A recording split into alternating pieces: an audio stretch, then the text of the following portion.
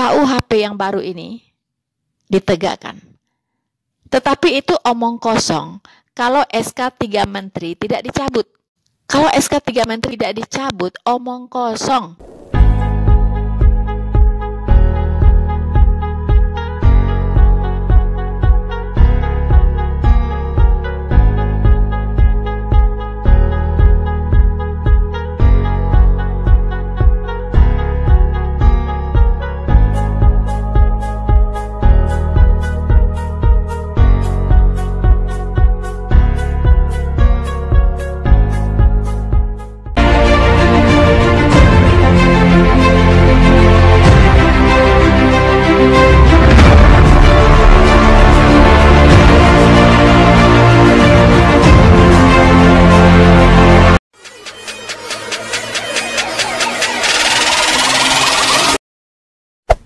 Hey there. Subscribe to my channel. And also press this bell icon. Saudara-saudaraku yang terkasih di dalam Tuhan, bertemu kembali dengan saya Rina Solihin dalam channel Rina Menjawab. Salah satu pasal dari KUHP yang baru yang menarik perhatian kita, terutama sebagai orang Kristen teman-teman, yaitu di pasal 304. Di mana di sana ternyata pasal penodaan agama itu masih ada.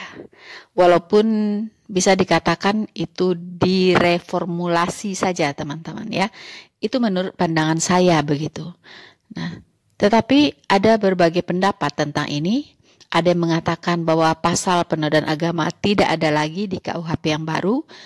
Tetapi kalau saya katakan masih ada. Tapi hanya direformulasi. Jadi formulasinya saja yang berubah teman-teman. Ya, jadi seperti apakah itu? Tentunya kita sebagai kelompok minoritas wajib hukumnya untuk menyimak ya, untuk memperhatikan baik-baik secara hati-hati apa yang diformulasikan di dalam pasal tentang penodaan agama yang baru di KUHP yang baru ini teman-teman.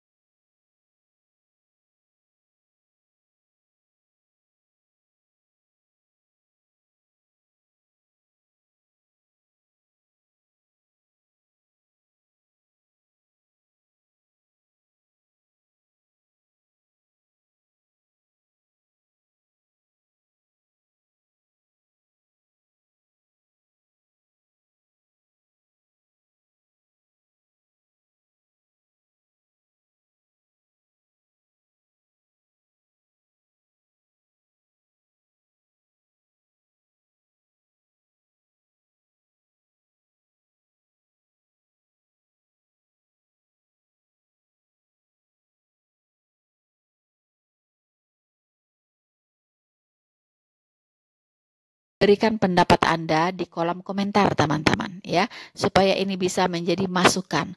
Karena pasal-pasal di KUHP yang baru ini masih dalam uji coba ya. Ini akan berlaku efektif setelah 3 tahun teman-teman. Jadi kalau ada kekurangan maupun ada hal-hal yang harus dikoreksi ya, silahkan kita mengambil bagian ya untuk mengemukakan pendapat kita teman-teman.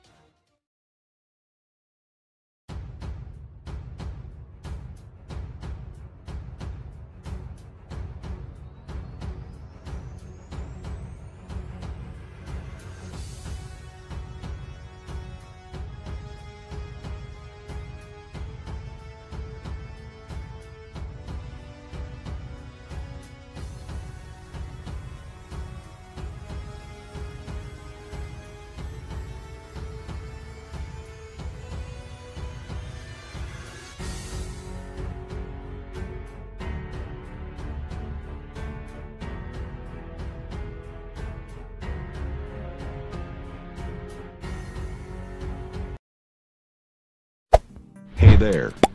Subscribe to my channel. And also press this bell icon. Saudara-saudaraku yang terkasih di dalam Tuhan, KUHP yang baru ini itu kita bisa melihatnya secara positif. Jika itu betul-betul ditegakkan ya, jika betul-betul itu diaplikasikan, di mana tidak lagi hukum itu tajam ke bawah, tumpul ke atas seperti selama ini yang terjadi. Ya. Karena apa? Karena korban-korban itu banyakkan dari pihak minoritas, begitu.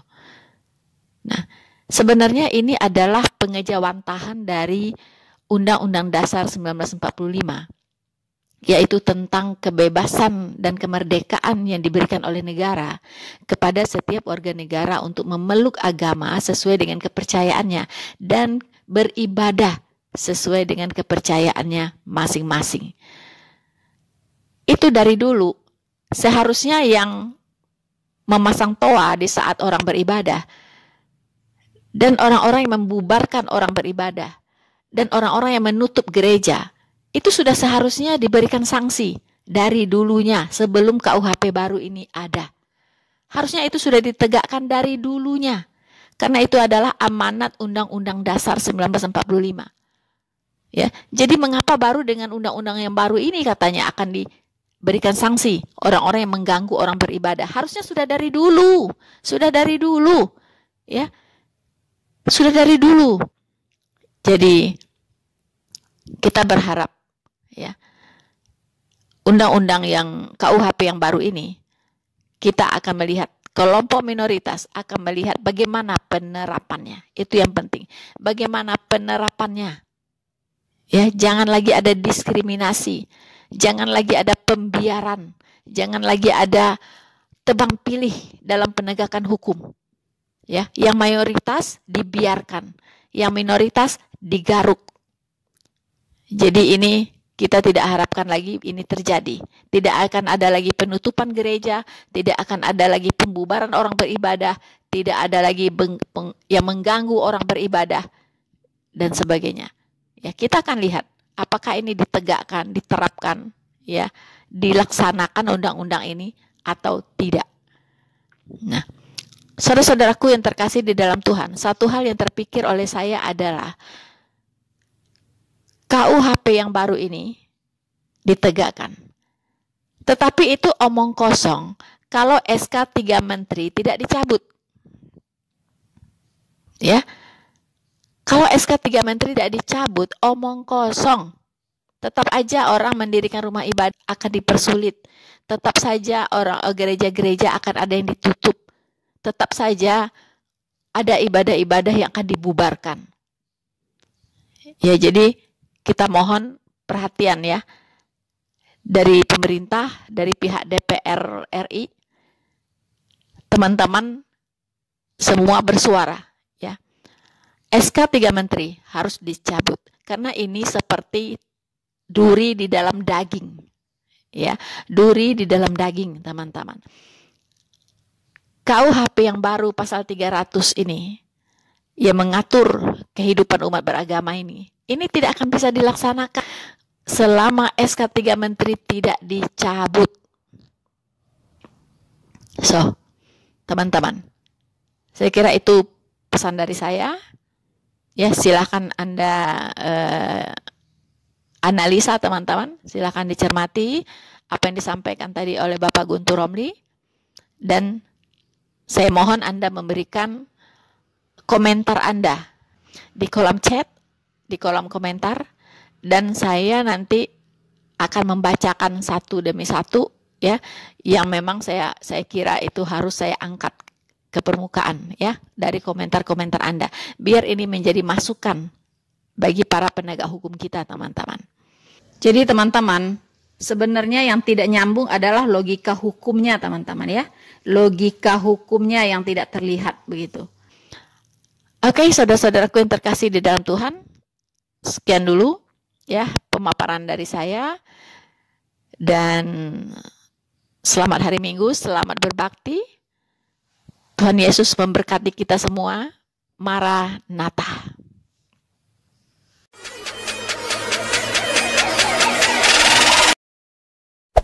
Hey there. Subscribe to my channel. And also press this bell icon.